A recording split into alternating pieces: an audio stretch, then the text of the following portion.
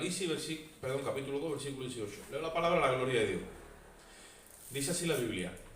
Y escribe el ángel de la iglesia en Tiatira, el Hijo de Dios, el que tiene ojos como llamas de fuego y sus pies semejantes al bronce bruñido, dice esto: yo conozco tus obras, y tu amor y tu fe, y servicio, y tu paciencia, y que tus obras postreras son más que las primeras. Pero tengo contra ti que toleras a esa mujer Jezabel, que se dice profetiza, que enseña y seduzca a mis siervos a fornicar y a cometer cosas sacrificadas a los ídolos. Le he dado tiempo para que se arrepienta, pero no quiere arrepentirse de su fornicación. He aquí que yo la arrojo en cama y en tribulación a los que con ella adulteran, y no se arrepienten de las obras de ella. Y sus hijos heriré de muerte en todas las iglesias, y sabrán que yo soy el que escudriña la mente y el corazón, y os daré a cada uno según vuestras obras. Pero a vosotros, a los demás que están en Tiatira, a cuantos no tienen esa doctrina y no han conocido lo que ellos llaman las profundidades de Satanás, yo os digo, no os impondré otra carga. Pero lo que tenéis, retenedlo hasta que yo venga. Al que venciere y guardare mis obras hasta el fin, yo le daré autoridad sobre las naciones, y las regirá con vara de hierro, y serán quebradas como vaso de alfarero, como yo también he recibido de mi Padre, y le daré la estrella de la mañana. El que tiene oídos para oír, oiga lo que el Espíritu dice a las iglesias. Gloria a Dios. Bendita es su palabra. Amén. Ustedes saben que hemos estado o venimos hablando en un orden donde el orden cronológico de la historia en el que fueron escritas las 7 epístolas también es una representación de la historia de la iglesia desde que la iglesia se funda en el día de Pentecostés hasta los días de hoy. Dijimos que cuando hablamos de la iglesia de Éfeso fue prácticamente el periodo de la historia cristiana desde que se funda la iglesia hasta el año 100, ¿vale? Cuando hablamos de Esmirna era del año 100 al año 300, ¿vale? Y cuando hablamos en la semana pasada de lo que era la iglesia de Pérgamo, estamos hablando de que era del año 300 aproximadamente hasta el 590, unos 300 años de historia. Y estuvimos hablando de que en Pérgamo estaba esa famosa estatua de Zeus, que era la más grande porque a Zeus se la adoraba en todo Asia Menor, pero la más grande estaba en Pérgamo, esa torre gigantesca. Y fue donde la iglesia por primera vez recibió el beneplácito del Estado, donde el Imperio Romano le tendió la mano para que los hermanos en la fe tuvieran los derechos como los demás, porque eran perseguidos por causa de su fe. Allí solamente se resistió un hombre que la Biblia lo llama Antipas, que dice que fue su testigo fiel.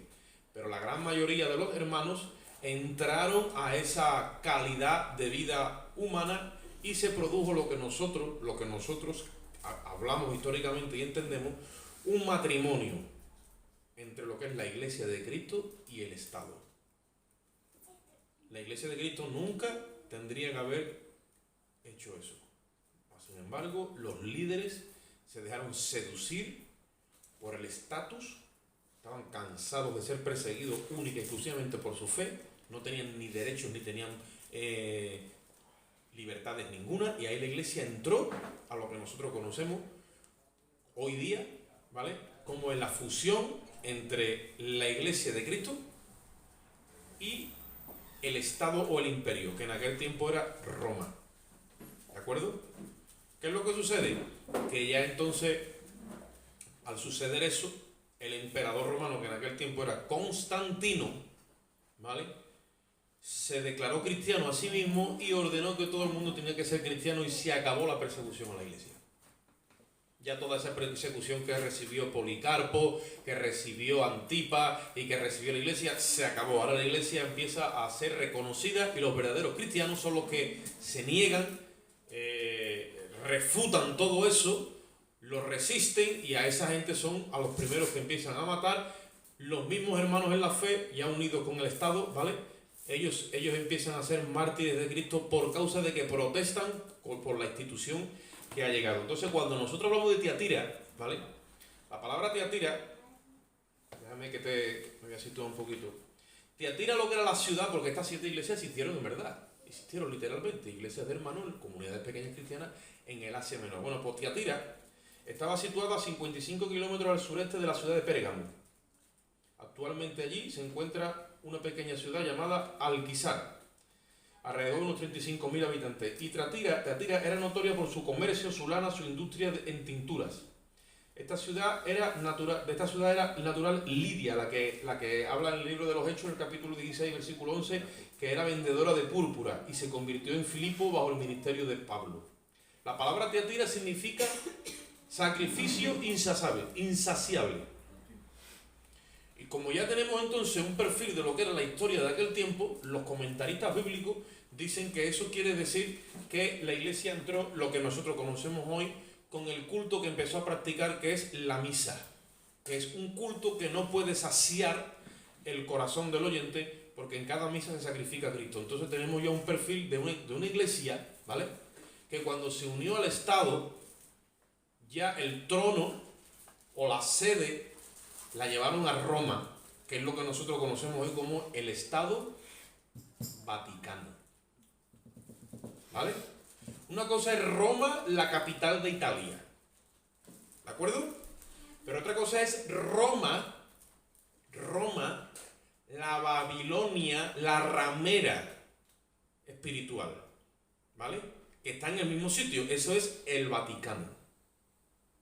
Y desde entonces es que eso empezó a pasar en Tiatira. O sea, Tiatira tiene el perfil porque la iglesia se dejó seducir por el Estado, y ahí es donde nosotros vamos a ver hoy, a través de esta señora que menciona la Biblia, que es Jezabel, que es un tipo de mujer religiosa que pasa a entrar, ¿vale?, al ministerio de las cosas de Dios, y se le permite, como aquella Jezabel en la antigüedad, que era mujer de Acaz, hija de sacerdote de los sidonios, que por eso es por lo que Acaz se casó con ella, para empezar a establecer unas alianzas humanas con todos los alrededores de Israel para tener paz. ¿Os acordáis cuando hablamos de aquello? Que yo dije en aquel día que nosotros muchas veces tenemos esa tendencia de querer solucionar problemas espirituales con armas carnales. Acá se creía que casándose con Jezabel se iba a acabar problemas con las naciones de alrededor. Pero muchas veces, si nosotros tomamos decisiones en nuestras vidas de una forma carnal, eludiendo o ignorando el consejo espiritual, después cuando nos pasa la factura, nos queremos morir. Entonces eso es lo que le pasó a Acá, que metió a su mujer en Israel, que era hija de un sacerdote pagano, y ella fue la que llenó a Israel de toda la idolatría. Es la que enseñó, dice la Biblia, que enseñó a fornicar a los siervos de Dios y a ofrecer cosas sacrificadas a los ídolos. Y a los verdaderos profetas de Dios, ella fue la que ordenó la persecución, porque ella fue la que quería la cabeza de Elías en una bandeja de plata.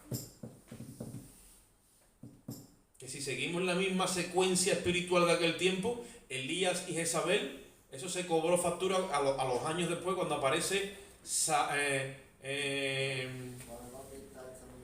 ahí va, Salomé, que le pide al rey Herodes la cabeza de Juan el Bautista. Y ustedes saben que Juan el Bautista es tipo de Elías.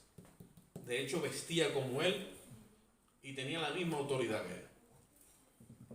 ¿Veis cómo en lo que es el croquis espiritual las cosas muchas veces se repiten? Tenemos que ver en esos marcos cómo es que viene trabajando el Espíritu de Dios. Cuando ya la iglesia se instauró en el Vaticano, oye esto, cuando la iglesia se instauró en el Vaticano, que Tiatira significa sacrificio insaciable, entonces que se instauró la misa. Y la misa es un ritual muy importante y elevado en la iglesia católica romana. Pero a la luz de las escrituras es la herejía y el engaño más grande que existe en la iglesia. Pues con la celebración de la misa se está diciendo que el único y todo suficiente sacrificio de nuestro Señor Jesucristo no fue eficaz. ¿Ustedes sabían eso? ¿Ustedes saben que la misa es un acto donde se dice espiritualmente que con el sacrificio de Cristo no es suficiente y hay que volverlo a sacrificar en cada misa que se celebra? Eso enseña la doctrina católico-romana. Por eso significa Tiatira sacrificio insaciable, porque no le basta el sacrificio de Cristo. Y entonces empieza a demandar que la gente añada obras al sacrificio de Cristo. Y la Biblia dice que por gracia sois salvos por medio de la fe. Y esto no es vuestro, pues don de Dios, no por obras, para que nadie se gloríe. Desde ahí viene toda esa retahíla bajando. nosotros hoy vamos a hacer, como decía, que una parada en el camino. Y vamos a coger esta iglesia, vamos a ponerla ahí delante de nosotros como un perfil donde yo me voy a mirar a un espejo y vamos a usar este modelo en mi persona, ya sea en el matrimonio, el esposo o la esposa, en la congregación, ¿vale? Y en esa religión que se ha erigido sobre todas las religiones desde hace ya mucho tiempo, porque estamos hablando aquí que la iglesia de Tiatira representa desde el año 590 hasta el año 1517, aproximadamente 1000 años de historia, que fue cuando se instauró la iglesia, lo que nosotros conocemos hoy como la iglesia católica romana apostólica, para que entendáis, ¿vale? Ella tiene la sede en el Vaticano. El Vaticano no tiene nada que ver con Roma. El Estado Vaticano no tiene nada que ver con Roma. Tú llegas a Roma y te paseas por toda la ciudad. Ahora, si llegas al Vaticano, tú tienes entonces que enfrentarte a un Estado que está dentro de otro. Y ese Estado tiene su propia moneda, su propia guardia, sus tesoros allí metidos y tiene su jefe de Estado, que es el Papa de Roma. ¿Veis? Y esto cuando tú lo analizas así en frío, como lo estamos hablando incluso con los mismos católicos, ellos no te saben responder. ¿Por qué eso? Yo muchas veces les digo, ¿habló Jesús alguna vez algo de Roma? ¿Le dejó dicho a algún creyente o incluso a Pedro, Juan, Jacobo, que fueron los que estuvieron más cerca de él, el mismo apóstol Pablo que se le reveló camino a Damasco y después lo tuvo 3 años en el desierto de Arabia revelándole todo el nuevo pacto en Jesucristo y la justicia del nuevo pacto? ¿Le reveló alguna vez algo acerca de Roma? Nunca. Mas sin embargo, esa mujer, porque la Biblia cuando habla de una mujer siempre simboliza también a una religión, se ha erigido como profetisa, porque ella dice ser profetisa y venir de parte de Dios, teniendo su sede, su dogma y toda su movida instaurada ahí, y los hombres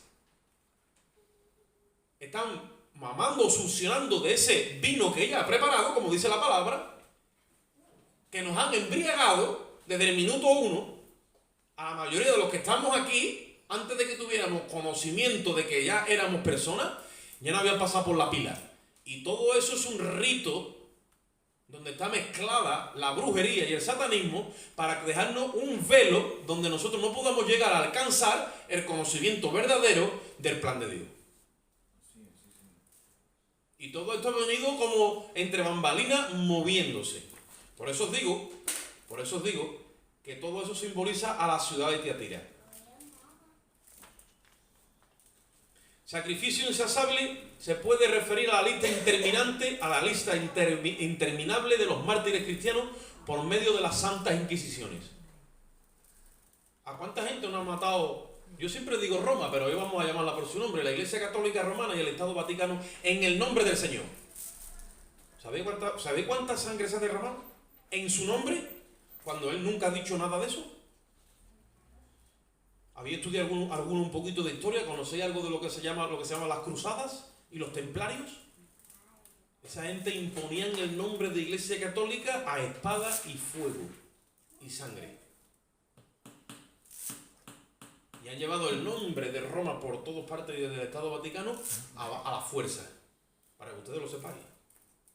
Y si no tenían una cruz normal, los templarios, representaban una cruz. Ahí va. La Santa Cruz. Y en el nombre de la Santa Cruz hacían horroridades. ¿Vale? Que hay gente ahí que son hermanos nuestros de sangre, que son amigos, que son vecinos, que son... Sí, pero que no se nos olvide lo que eso simboliza y significa.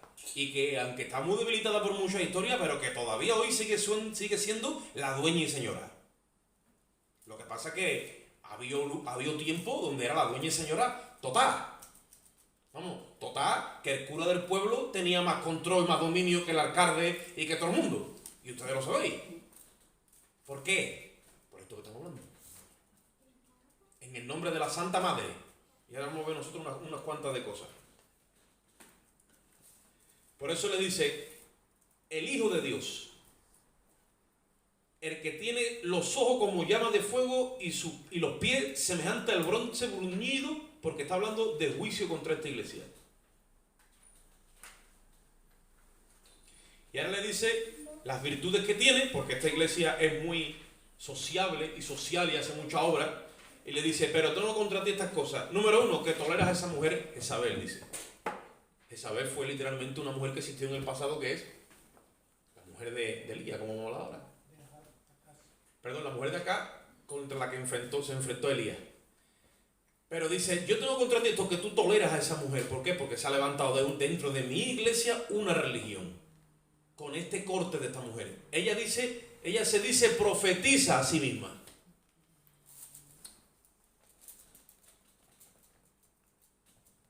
Una cosa es que Dios te llame, otra cosa es que tú te pongas. Dice la Biblia, nadie toma para sí esta honra, sino el que es llamado por Dios, como lo fue Aarón. Si Dios te llama, olvídate que no puedes hacer nada, Dios te llamó.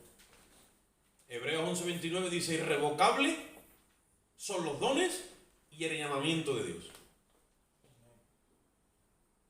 Y tú tiras la toalla y dimite y mira para allá y a los 3 minutos ve la toalla volando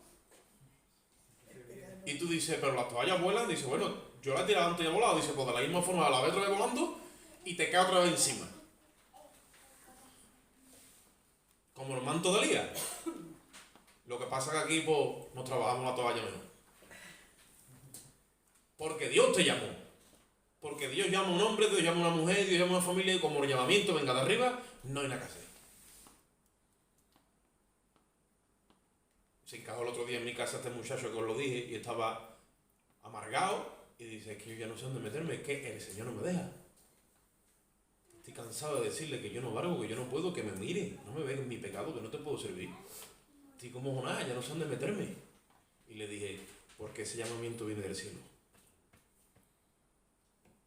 Cuando las cosas vienen de arriba. Ahora, como no venga de arriba, por mucho que tú te llames o por mucho que tú te pongas, todo lo más que tú hagas un estropicio, número 1, y número 2, viene juicio. Porque Dios está mirando todo. Entonces, la Iglesia Católica ha hecho un estropicio impresionante. Y hay juicio reservado, claro. Y dice, yo tengo contra ti que tú toleras a esa mujer, Jezabel. Nosotros ya, a la altura en la que estamos del camino cristiano, no vamos a considerar a la Iglesia Católica como que está de parte de Dios. Pero fíjense una cosa.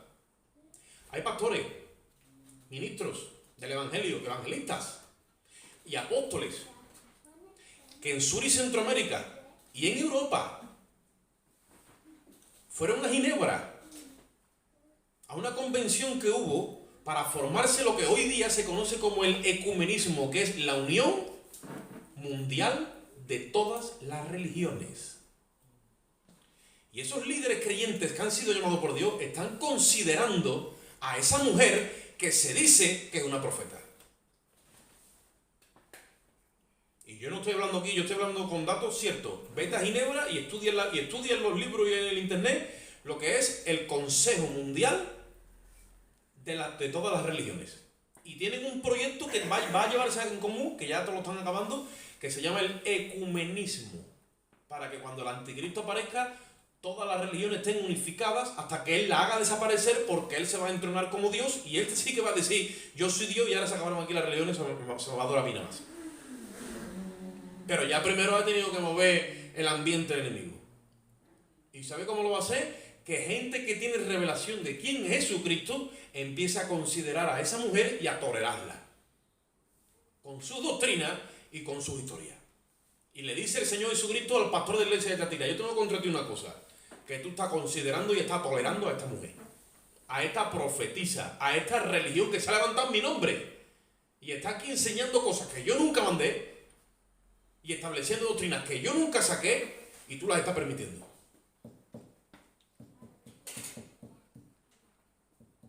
Mira cómo es de serio el mensaje del Señor cuando trata con alguien que Él ha puesto y está permitiendo cosas.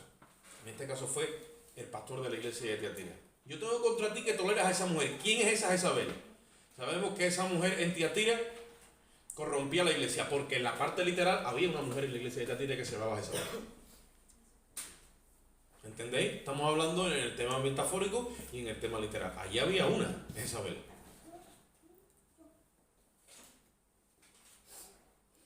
pero que Dios no la llamó. Que ella se decía a sí misma que era profeta. Porque por ahí también hay mujeres que se han levantado ahora diciendo que son ungidas de Dios y profetas de Dios. Eso lo saben ustedes porque ahora con el internet tenemos acceso a mucha información y andan por ahí dando mensajes de parte de Dios y haciendo muchas cosas de parte de Dios y dejándole también el bolsillo seco a la gente de parte de Dios. Pero esta mujer, dice la Biblia, que seducía a los siervos de Dios.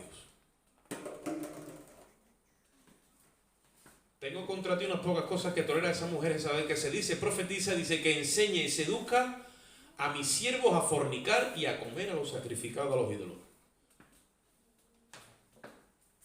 En la parte literal, esta mujer en Tiatira enseñaba y seducía a los líderes de aquel tiempo de esa iglesia, como estuvimos viendo también que pasó en Pérgamo, a fornicar.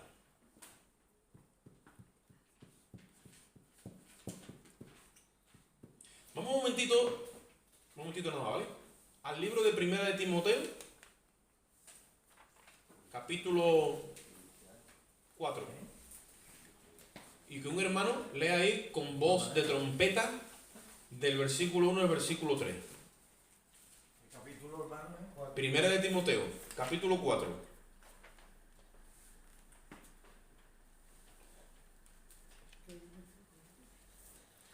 ¿Tú lo tienes ahí, Andrés? Sí. Léelo, por favor. Primera de Timoteo 4:1 dice, pero el Espíritu dice claramente que en los postreros tiempos algunos apostatarán de la fe, escuchando a espíritus engañadores y a doctrinas de demonios, por la hipocresía de mentirosos que teniendo cauterizada la conciencia, prohibirán casarse y mandarán abstenerse de alimentos que Dios creó, para que con acción de gracia participasen de ellos los creyentes y los que han conocido la verdad. Amén. El Espíritu dice claramente que en los postreros tiempos se levantarían doctrinas de qué? De demonios. Ah, pero un demonio puede meter una doctrina en la iglesia, claro. Y un espíritu engañador. ¿Eso puede hacerlo? Sí. ¿Y mediante quién? Bueno, está usando en este caso a una profeta en una iglesia, en una congregación local, y está usando a una religión a nivel mundial. Y dice que lo que haría es que impondría el prohibir casarse. ¿La leído? Doctrinas de demonios, espíritus engañadores, que por tener, dice, la conciencia cauterizada. ¿Sabes lo que es la conciencia cauterizada? El cauterio era ese hierro hirviendo con el que se sellaba a los animales, con el sello del ganadero, pero ahí ya no le crecía más el vello. Entonces, si el cauterio te toca la conciencia, tú pierdes toda sensibilidad hacia el Espíritu de Dios.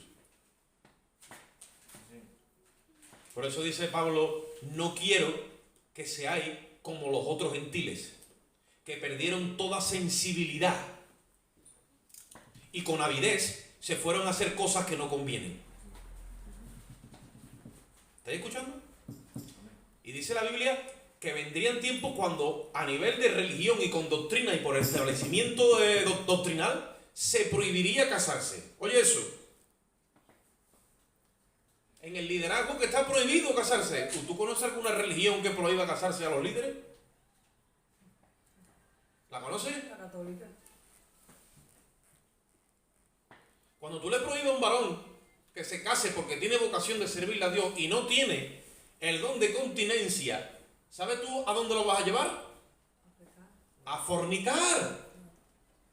Por eso dice que esta mujer seduce a los siervos y los enseña a fornicar, porque les ha establecido antes el don del celibato o el mandato.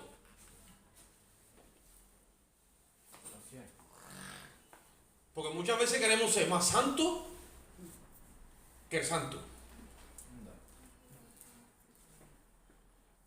Cuando la Biblia dice en los requisitos de los aspirantes al liderazgo que tiene que ser casado marido de una sola mujer. y que gobierne su casa y que tenga a sus hijos en sucesión. Y todos esos son criterios. No puede entrar a gobernar o a estar al frente de una iglesia una persona que está en soltería. Y si está en soltería se tiene que reunir un comité para declararlo válido. ¿Por qué? Porque el hombre y la mujer glorifican a Dios, ¿vale? No, en el santo diseño conyugal. Y ustedes saben que el apóstol Pablo lo enseña. Ahora, es verdad que eso trae unas aflicciones en la carne, es verdad. Y hay que enseñarlo como Pablo lo dice. Hay unas aflicciones y dice, cada uno como viene, pues bueno, yo te aconsejo que te quedes como estás. Si estás ligado a mujer o a varón, no procures soltarte. Y si estás libre, pues no procures ligarte. Dice, pero, si te vas a empezar a quemar, ¿sabes lo que es, no? Entonces, te tienes que casar.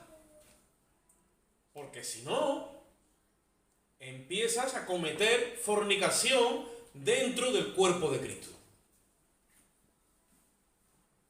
¿Lo dice la palabra o no lo dice? Y cuando hay pecado, eso trae maldición, entre comillas, hay pecado, y eso trae deshonra y vergüenza al cuerpo, a la persona, ¿vale? Y al cuerpo de Cristo. Por eso dice la Biblia, tenga cada uno su propia esposa, su propio esposo, en honra. ¿Sabéis qué es lo que hacía Jezabel? Seducir a los siervos de Dios a fornicar. Los enseñaba. Y a cometer cosas sacrificadas a los ídolos. Entonces, ¿quién enseñó eso? ¿O quién empezó con esa doctrina? La Iglesia Católica Romana. Por eso voy a decir ahora un orden, para que ustedes lo más o menos cojáis un poco de onda, porque esto no se suele hablar, ni está en muchos libros. Pero mira, en el año 607, porque hemos hablado del 590, en el 607 Bonifacio III, por primera vez, se le da al obispo de Roma el nombre de papa. Porque el obispo estaba en Roma, porque ya lo hicieron así, ¿vale? Hubo 4 obispados, el obispo de Cartago, el obispo de Roma, el obispo de Constantinopla y otro más que no me acuerdo, y al final se llevó todo a Roma, como nosotros conocemos el Estado Vaticano. Bueno, pues en el 607, Bonifacio III, que fue un emperador, declaró que el obispo de Roma había que decirle papa.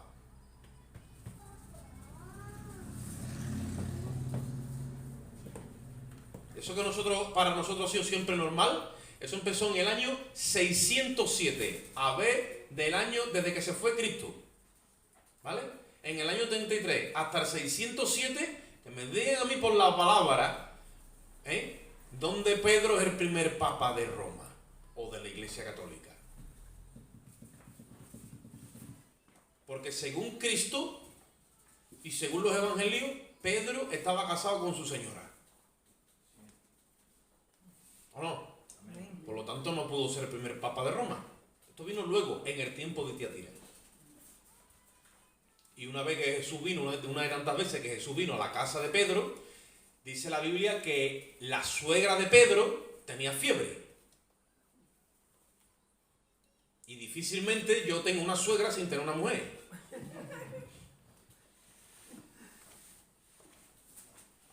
Pues entonces, tener suegra... Vamos a dejarlo ir. Vamos a dejarlo ir. Pero ustedes entendéis, Pedro fue el primer papa. ¿Dónde la Biblia dice eso? Si al primer papa, estamos hablando del año 607, que se le empezó a llamar papa y estaba ya en Roma. No estaba en Jerusalén. En el año 709 se instauró la doctrina de besarle el pie al papa. En el año 786 se introdujo la adoración a imágenes y a reliquias. Eso no estaba en la iglesia. En el 786, pero ellos en su Biblia lo tienen ahí, lo ven todo normal, ¿vale? Y creen que desde el principio adoraron imágenes y María y toda la parafernalia. Mentira. En la iglesia del siglo I no había imágenes de Pedro por ninguna parte. Ni de María, ni de Pedro, ni de Juan. Las únicas imágenes que había de Pedro era en la comisaría que decía, se busca este. Donde lo veáis, le quitáis el flequillo. Esas son las imágenes, eso sí que había, pero de la otra persecución por un tubo, pero por lo demás, nada. En el año 780 y tanto, estamos hablando, que se instauró la adoración a las imágenes. En el 850 comienza el uso del agua bendita. En el 850, y tú llegabas y metías las manos en la pileta y te... bendíceme, bendíceme. Porque ya le estaban otorgando, a los símbolos una especie de divinidad y se metió el misticismo. Hablando del año 800 y pico, y antes entonces, ¿qué practicó Pedro, Juan, Jacobo, los apóstoles? Porque las escrituras que nosotros tenemos, nuestros apóstoles, son estos.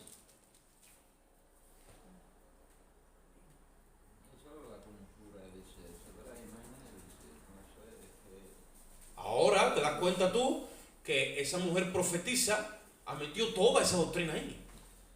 Y se ha recibido como que eso es de parte de Dios. Dicen que el Papa que está en Roma cuando se sienta en la silla de Pedro. Y él se hace llamar a sí mismo el Santo Padre, el Sumo Pontífice y el Vicario de Cristo, que son 3 títulos que le pertenecen a la Trinidad, Padre, Hijo y Espíritu Santo. Y a los 3 le ha quitado la corona. Es una blasfemia.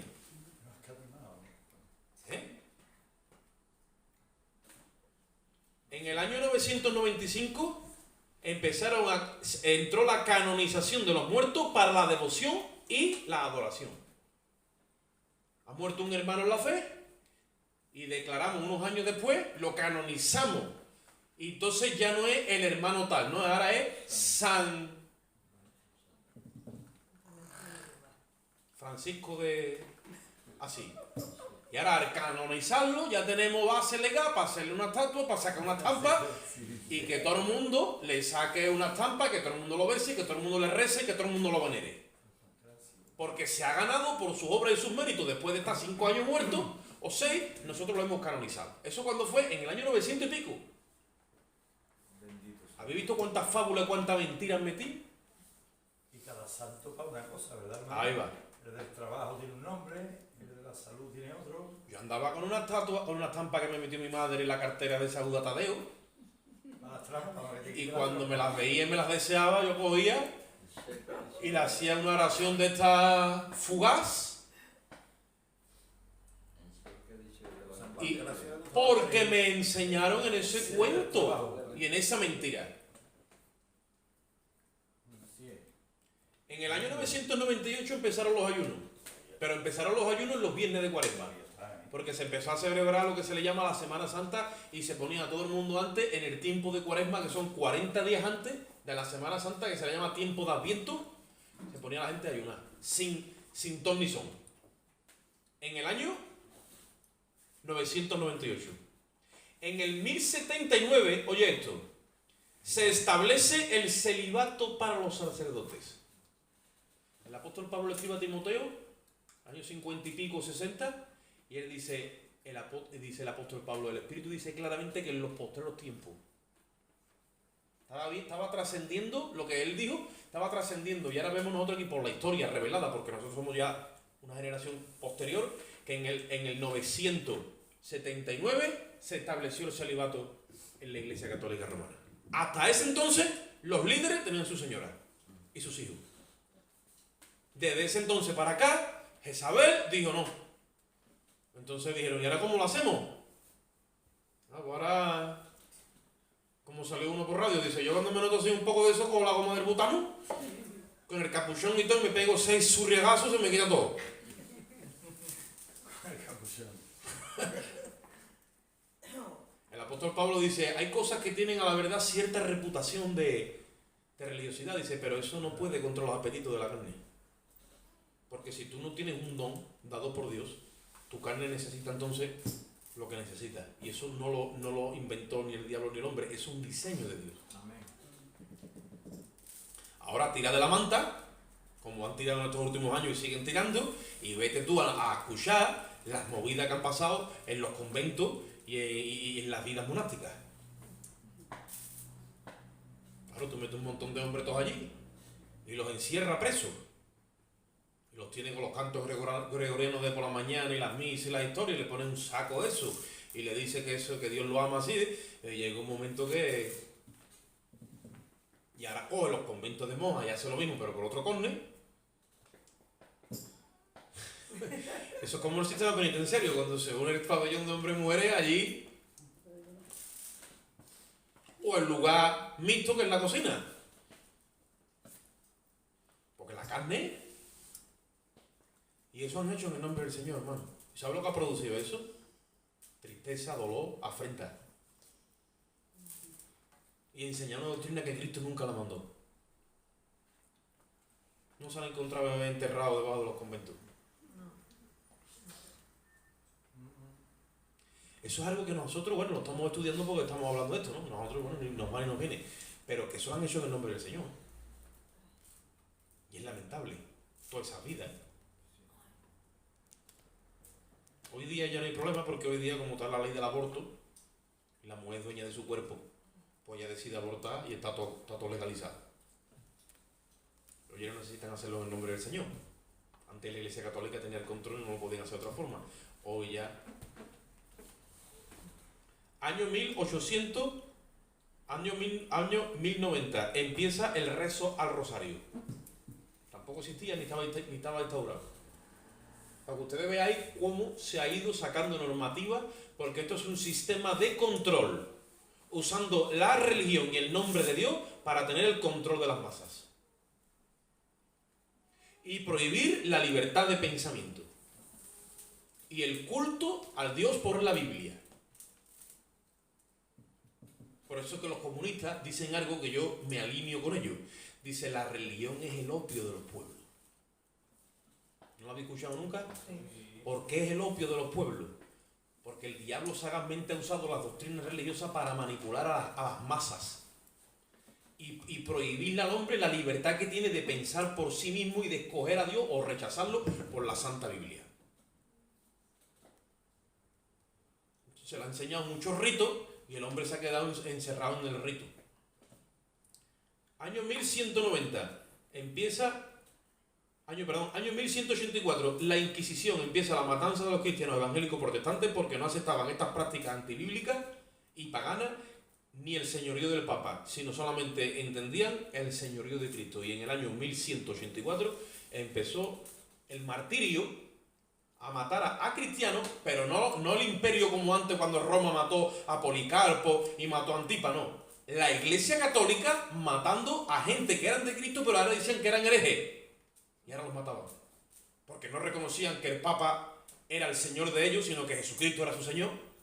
Porque no reconocían la hostia consagrada, ni reconocían la Santa Custodia, como eso que le llaman, el Corpus Christi, ni reconocían las 20.000 historias que empezaron a meter como doctrina, que nunca ellos vieron eso por las Escrituras.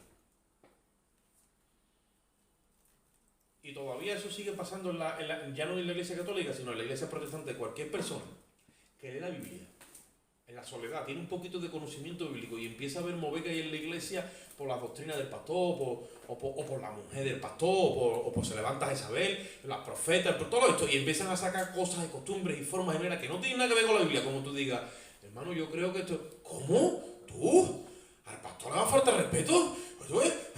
Y te hacen un martirio, y te crucifican, y te ponen un gorrito de esto de nazareno, y te llevan a la hoguera.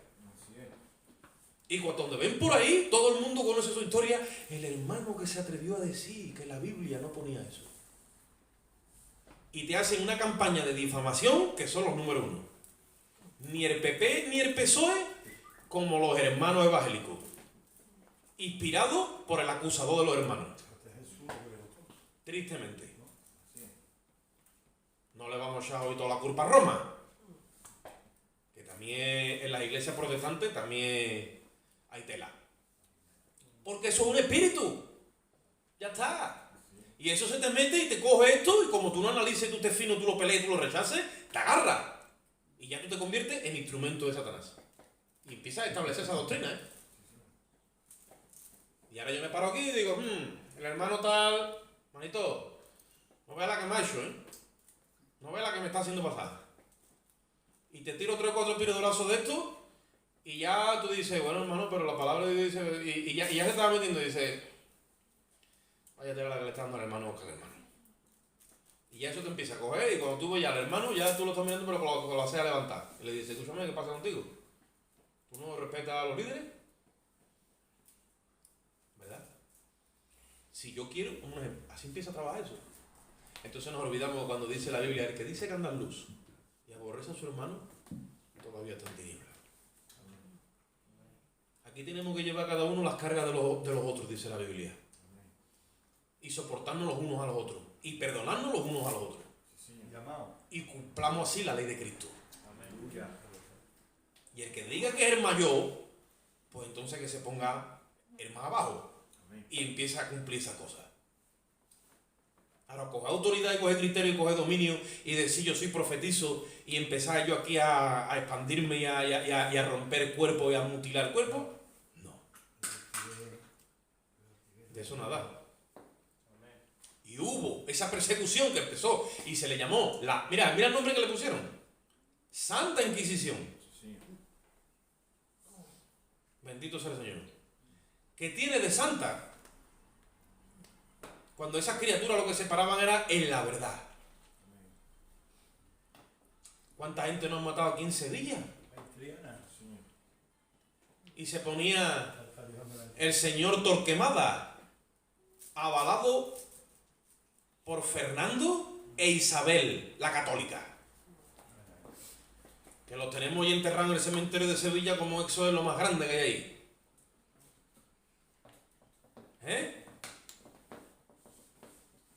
Fernando de Aragón era, ¿no? Isabel de Castilla. Por eso era el reino de Castilla y Aragón. Que aquí en Sevilla tenían la casa. Y el costurero de la reina. En el Palacio de San Telmo. Y cuando iban a Madrid, no se quedaban en la capital, se quedaban en Aranjuez. Yo estaba en la Casa Real en Madrid, en Aranjuez. Y cuando me metí allí y empecé a ver símbolos, Illuminati por todos lados, masones y ocultismo, yo dije, ya está. Que no lo he visto en un vídeo en YouTube, que lo he visto en primera persona. Y dije, ya está, ahora que me cuadra todo. Por eso que aquí Isabel y Fernando también aliaron bien y amarraron también. Con el amigo Colón. Que le dieron el cheque para que fuera a colonizar las Américas. Por eso es que esta tierra, en cierto modo, está maldita. Porque hay una historia que hay que sacar a la luz, ¿vale? Y hay que redescubrir, entre comillas, pero para honrar la memoria de estas personas que se pararon firmes. Que tenemos ahora los 4 babas fritas que están nada más queriendo sacar la ley de memoria histórica. Que murieron en la guerra civil. Y los que murieron diciendo que Jesucristo es el Señor, esa gente no se la va a honrar. Y si no lo honramos nosotros, en aquel gran día el Señor los va a honrar. Amén. En aquel gran día el Señor los va a honrar. Porque merece la pena morir por Jesucristo. Amén. Voy rápido ya. Año 1190. Se empieza a propagar la venta de indulgencia. Una persona paga con dinero, es perdonado todos sus pecados y empiezan a vender cielo. Yo trabajé con el hermano Andrés en una casa y el hombre era muy devoto, muy respetuoso, porque estas personas católicos antiguos que tú los ves, yo les tengo mucho respeto, incluso tengo varios amigos, y yo admiro la devoción con la que ellos buscan a Dios, pero están atrapados ahí. Y este hombre nos enseñó una indulgencia del Papa Pablo VI, que su familia había comprado así. Y él la tenía allí como oro en paño, porque sus pecados estaban perdonados. Sí, porque las indulgencias no te las van a dar a cambio de nada, te las dan. Y la tenía allí. Pero estaba en su interior, la indulgencia no podía saciar, ¿vale? Ese vacío interno que tenía, y por más misa que iba y por más fiel que era dentro del mover católico, hay algo que le dice que la conciencia no queda limpia. Porque lo único que limpia la conciencia es la sangre de Jesucristo. Amén. Y es la que saca de tu conciencia las obras muertas y te habilita para servir al Dios vivo. Te la limpia. Ni los mismos judíos, dice el apóstol Pablo en el escrito de Hebreos, cuando sacrificaban aquel culto antiguo, pero era aquel culto, ¿no? El antiguo Israel levítico, donde las cenizas de la becerra roja las mezclaban con agua y se las derramaban a los que ya habían pasado el proceso de purificación porque habían tenido tiña, lepra o varias enfermedades. El sacerdote los declaraba limpios. Dice que le echaban agua por encima mezclada con la ceniza de la becerra roja. Y dice el apóstol Pablo, si la ceniza de la becerra roja mezclada con agua declaraban limpio a los inmundos, dice, ¿cuánto nomás? La sangre de Cristo, dice. Limpiará vuestra conciencia de obras muertas para que le sirváis al Dios vivo. Y es que es verdad. Es que por más que tú busques la religión, eso es un sacrificio insaciable, como la misa. Pero en el momento que tú vienes a Cristo, oye esto, y tú le entregas tus pecados a Cristo, y Dios ve que se las ha entregado de corazón porque ha sido convencido de pecado, de justicia y de juicio y de un arrepentimiento verdadero, le entrega tus pecados a Cristo. En ese momento la sangre te puede invadir y cuando llega la sangre te limpia por completo. Y ahora Dios en ese odre limpio que es tu alma mete su espíritu. Y en ese momento se produce el milagro de los milagros. Eres nacido de nuevo por la gracia de Dios. Porque lo que nace de la carne es carne, dijo Cristo, pero lo que nace del espíritu, espíritu es. Y cuando tú tienes esa experiencia, entonces que te caen las escamas de los ojos y tú dices, ahora que yo entiendo todo eso. Ahora sé que no es por obra, es por gracia. Ahora sé que hay uno que dio la vida por mí. Ahora yo no sé qué es lo que me pasa, pero sin haberlo visto, ya lo amo. Y ahora tengo una sed, pero no de lavar mis pecados, no, tengo una sed de conocerlo más y más a Él. Tengo deseo de crecer en la gracia y en el conocimiento de Dios. Ahora, mira esta criatura comprando indulgencia. En el 1215 se sacó la doctrina de la transubstanciación, donde al cura, al sacerdote, se le da una autoridad para que por el poder de Dios literalmente convierta el pan en el cuerpo de Cristo y la sangre en la sangre de Cristo. El vino, perdón. Alábalo tú si puedes ahora. Amén. Y tú le preguntas, ¿oye usted esto? No, eso, y se lo creen porque así lo ha enseñado su Santa Madre. Y ellos dicen literalmente, porque eso es lo que está establecido en el catecismo y no lo han cambiado, que el vino se convierte por la doctrina de la transubstanciación en la sangre literal de Cristo. Entonces en ese momento por eso es que se reconoce que no es suficiente con lo que pasó en el Calvario, sino otra vez tenemos aquí que eso y otra vez yo me lo tengo que tomar. Y bueno, y si esto es el cuerpo de Cristo, cuando yo lo tomo, ¿por qué llevo una galleta? Aunque tú una galleta, pero tú te tienes que creer que eso es el cuerpo de Cristo.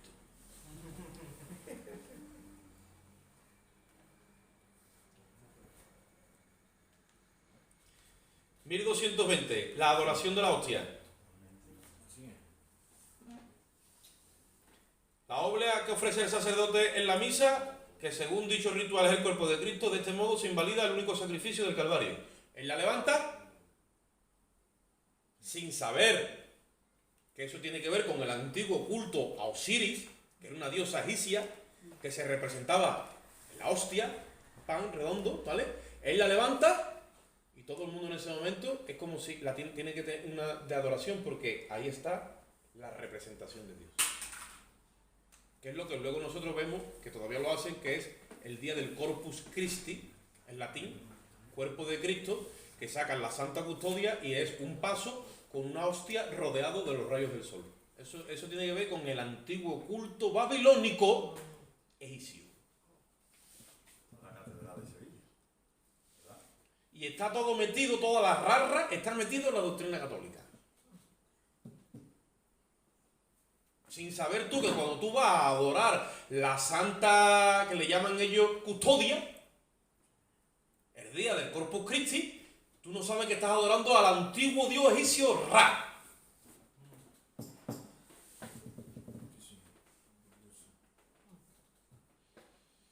Por eso que cuando la adoras, después se te mete la Ra, y estás tú buscando al cura, bendíceme y bendíceme. Y dame un salpicón el que sea de por encima porque no vea el cenizo que me ha caído. Porque ahí está todo el misticismo y toda la brujería, está todo metido ahí. 1229. La Biblia es prohibida en los feligreses. Se acabó ya la palabra. En el 1229 se le prohibió la Biblia y la escritura a todos los hermanos. Ya el que tenga escritura, a la hoguera. Te cogían con una Biblia y tú estabas cometiendo delito. Ya eras visto como un delincuente. Con una Biblia, un cristiano. Vamos a ver. Estamos en Cristo, ¿no? Este es nuestro libro, ¿no? No. Usted venga sin Biblia y póngase usted allí cararzó, que ya le dará la misa, y para colmo en latín. Para que no te enteres de nada. ¿Entendéis, hermano, lo que han hecho con nosotros? Ha sido un crimen. Y os voy a decir una cosa, no os vayáis a creer que esa maldición que ha sido echada como un vino, porque tú te vas a Apocalipsis 19, dice que es la ramera. Y tenía escrito en su nombre, aquí en la frente un nombre, dice, la madre de las abominaciones de la tierra. O sea, la que más acogió mi nombre, y la que más se ha prostituido en mi nombre, y ahora ese vino que ha preparado, que son todas estas doctrinas, se la ha dado a la gente que lo beba. Y la gente, ¿cómo dice que queda? Ebria. Dice que la vio ebria, porque esa ramera dice que está ebria de la sangre de los mártires. No se ha cansado de matar a gente que se ha rebelado contra ella. Bendito sea Dios. Mas, sin embargo, el vino que ha preparado se lo ha dado a todas las naciones. Por eso es que dice, le he dado tiempo para que se arrepienta y no se quiere arrepentir. La habéis leído conmigo, ¿no? Dice, pues a ella y a sus hijos yo los mando a cama. Dice, gran tribulación viene para ellos, porque cuando venga la gran tribulación, la Iglesia Católica va a estar aquí. Que será el anticristo el que mandará a que manden allá al Vaticano 2 o 3 bombas y vaya todo aquello tomamiento. Pero ella está aquí, porque ella le tiene que ver la cara a su Dios. Pero ¿y cuántos de los nuestros no han caído en el camino? ¿Tú te crees que es propio que tú estés en un lugar donde no se te permite tener la Biblia, donde tú no tengas ningún código de fe, donde tú nada, y tú te callas, tú obedeces, y tú te pones los dos de estos aquí, y tú aquí haces lo que se te diga? Eso es una dictadura. Y eso ha ido caminando de generación en generación. Al punto que tenemos hoy, aquí en Sevilla, la Semana Santa de Sevilla, que nuestros familiares, nuestros paisanos, nuestros conciudadanos, creen que eso es lo más grande que hay en el mundo. Y tú te metes debajo de un paso, con un costado puesto aquí, con una cosa aquí, y tú vas cargando un montón de kilos, y cuando tú sales de eso, tú te sientes más orgulloso del mundo entero. Y te engaña el diablo. Y tú estás pecando contra Dios, haciéndote parte de una maldición, y encima de todo estás tú orgullosísimo. Está tan orgulloso que mañana nace tu hijo, lo primero que hace es hacerlo hermano de la hermandad. Y le hace una foto en el carnet de identidad con el costado puesto.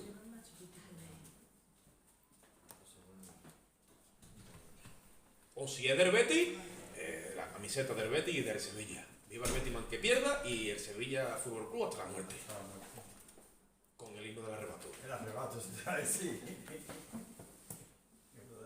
Lo que pasa es que va a venir Cristo, va a arrebatar su iglesia y otros se van a quedar cantando con el arrebato. Amén. Nosotros hemos puesto aquí para ser arrebatados juntamente con los que se fueron antes con Cristo. Y porque el himno del arrebato hay que tener cuidado porque como lo escuche 2 veces, la tercera lo está cantando, ¿eh? ¿Por qué cantan los béticos? Que está loco por soltarlo, ¿no? Estoy diciendo la realidad de donde estamos. Y nuestros compatriotas y que son gente nuestra, que tienen nuestra sangre. Y están ahí con un velo y dicen, no, yo no creo en nada. Claro, tú no crees nada, pero cuando todavía no has abierto los ojos tú igual que yo, ya te habían pasado por la pila. Y toda la rara esta la tienes tú incrustada en tu corazón.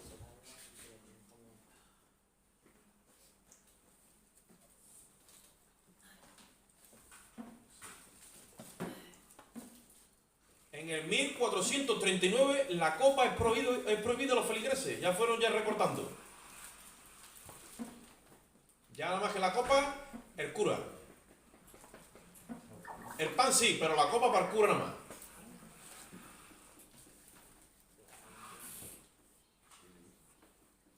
Por eso que sacó hasta la doctrina esa que dice que el cura, tú sabes, y el tetabrí de Don Simón, eso no es sangre ni nada. le quitaron a los feligreses la copa. En el 1439 empezó la enseñanza del purgatorio. ¿Y eso? ¿Ahora qué me dice? Tranquilo que si te mueres, te mandamos al purgatorio. Y tú allí lo estás pasando mal, pero nosotros aquí te vamos a hacer un montón de misas. Que cada misa, evidentemente, hay que pasar... Pero tú tranquilo, que la doctrina del purgatorio quiere decir que al final... Hace muchos años vino a mi iglesia un pastor viejito y dijo, ¿usted sabe qué es el purgatorio? Para las purgas, hermano. El purgatorio no existe. Amén. Porque si el purgatorio existiera, en vano hubiera muerto Cristo. Si tú al final purgas tu pecado, en vano es la sangre de Cristo. Y esta gente han tirado la sangre de Cristo desde todos los cornes. Y la doctrina del purgatorio es otra blasfemia más. En el 1508 se estableció el Ave a María como rezo. Porque la palabra ave era un término que se usaba para los césares. Y le decían, ave César. Los que van a morir te saludan. Entonces era un saludo único, exclusivamente dedicado para el César. Pero como esto es católico romano, cogieron a María, la pusieron ahí arriba y decimos, escúchame, métele el ave, que esta es la más grande. Y empezó el rezo a María.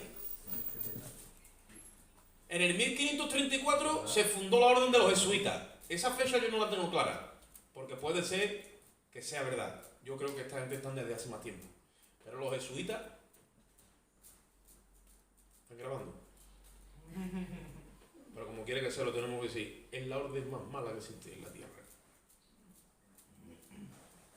Los que tienen pacto con Lucifer. Ellos se llaman soldados de Jesús. Pero no del Jesús nuestro. ¿Vale? Tienen el control de todo. Del Vaticano, del Banco Ambrosiano, del Club de Roma, del Club Bilderberg. La mayoría de ellos son judíos corrompidos que han hecho pacto con Lucifer y están metidos en las casas reales europeas. Esto para que ustedes lo sepáis. Debajo del Vaticano tienen tanto oro que cuando empiece a funcionar el ministerio del Anticristo, de ahí se va a saldar la deuda externa de todos los países. Porque los países todos están endeudados. Y la deuda externa va corriendo por minuto. Por eso que aquí os dice una cosa. Entre el que entre, no tiene soberanía ni autoridad legal para gobernar el país. Porque España y todos los países han perdido la soberanía. Porque todos están endeudados con la ONU y con Roma. Por la deuda externa.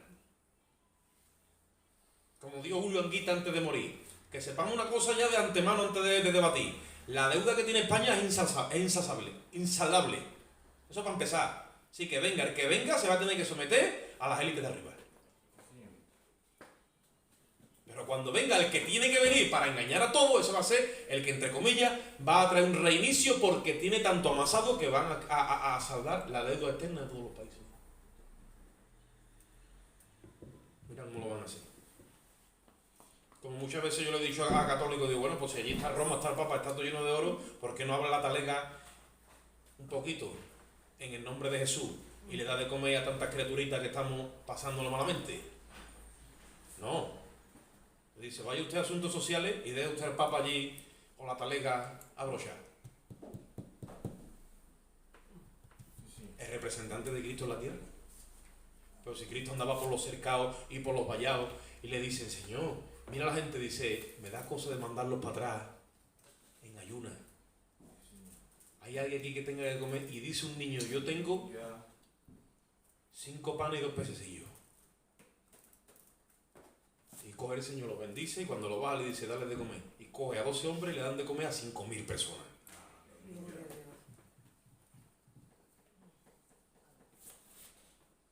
El Papa de Roma.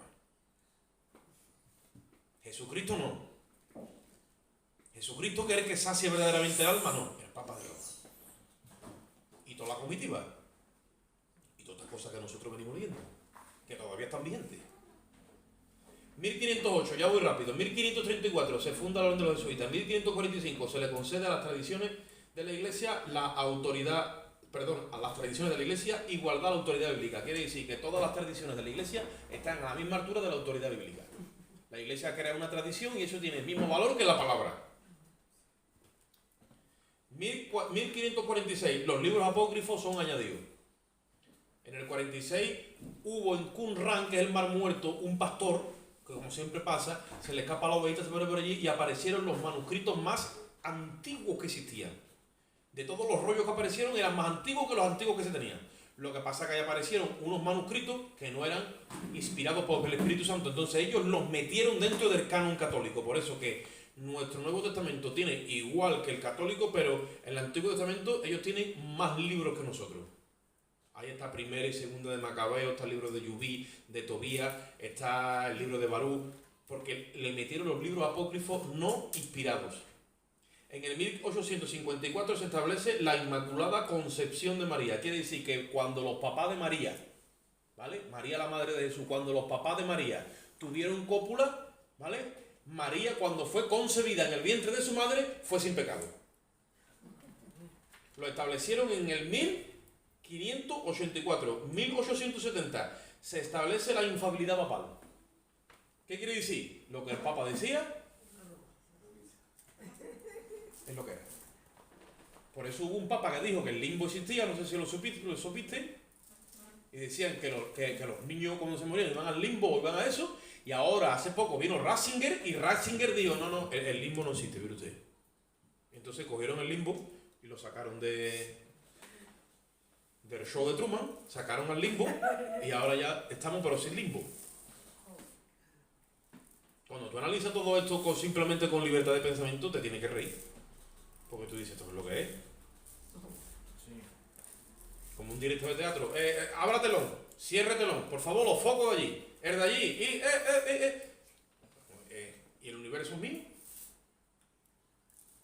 Y ahora tú no existes porque yo digo que tú no existes. Y tú eres santo y tú... Porque ha cogido la autoridad de Dios. Y los hombres se la han reconocido porque esta mujer ha dicho que es profetisa. Y se ha puesto a hacer y a deshacer. A su antojo. 1965, María es proclamada la Madre de la Iglesia. La Santa Madre. Yo no sé si la habéis escuchado alguna vez. Sabéis que nosotros tenemos una madre, ¿verdad? La Biblia dice que nuestra madre es la Nueva Jerusalén. Es nuestra madre patria. Y allí es donde vamos a vivir por toda la eternidad. Pero María dice que fue instituida la Santa Madre Iglesia de la Iglesia. La Santa Madre de la Iglesia Católica. Por eso que el católico ve a María como una madre.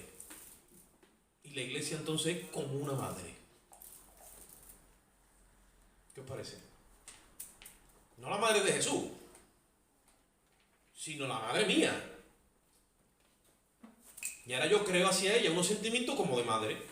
Y yo tengo una madre que está en el cielo, que se me ha muerto, y que está allí viva, porque fue la madre de Jesús. Y Jesús siempre la escuchaba a ella, yo empiezo me empieza a estimular mi corazón a hablarle a ella como mi madre que tengo en el cielo. De corte divino.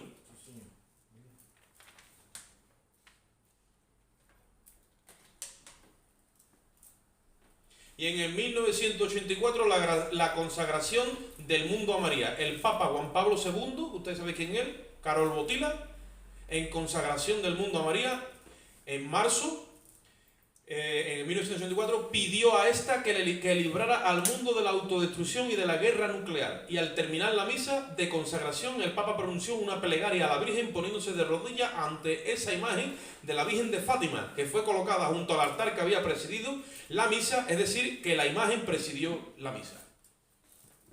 Y la puso a ella como la única que puede salvar al mundo de la destrucción, la Virgen de Fátima. Por eso es que están los católicos con el misterio de Fátima. Y ellos dicen que quien va a salvar al mundo del anticristo es Fátima.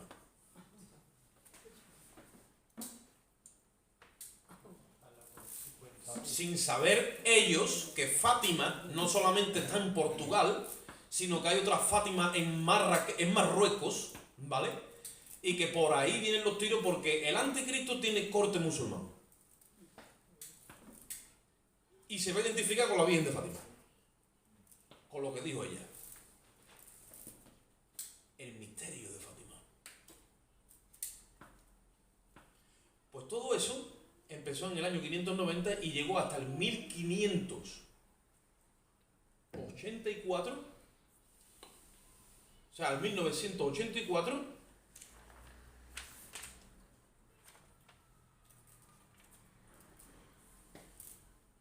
que esto fue lo último que yo leí,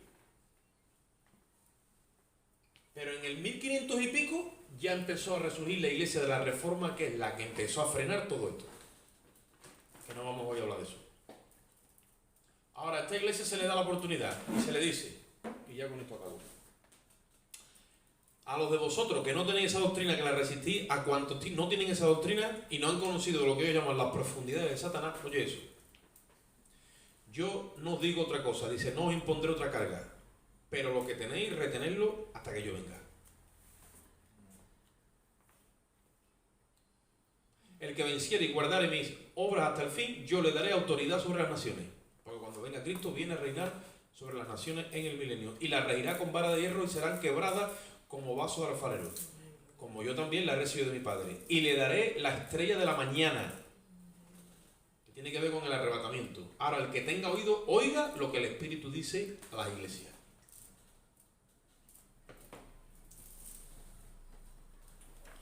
Por eso tenemos que entender, hermano, el daño que esa religión ha hecho. Y que si Dios no hubiera tenido misericordia de nosotros, nos dio en nuestra aflicción, nuestro pecado, a ver dónde estaríamos nosotros ahora. Vamos ahora. Padre, te damos gracias en esta bendita hora, Señor, por tu infinito amor y misericordia. Te rogamos que tú bendigas, Dios mío, esta palabra de forma especial en nuestros corazones.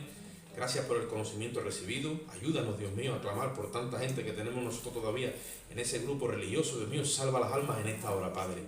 Nosotros aquí te damos gloria y honra como siempre, Padre. Ahora nos vamos a este lugar, pero no en tu presencia, porque tú moras y vives en nosotros. Salimos con tu amor, la gracia de Cristo y la comunión y dirección de tu Espíritu Santo. Y el pueblo dice, amén. Gloria a Dios. Salúdense los hermanos.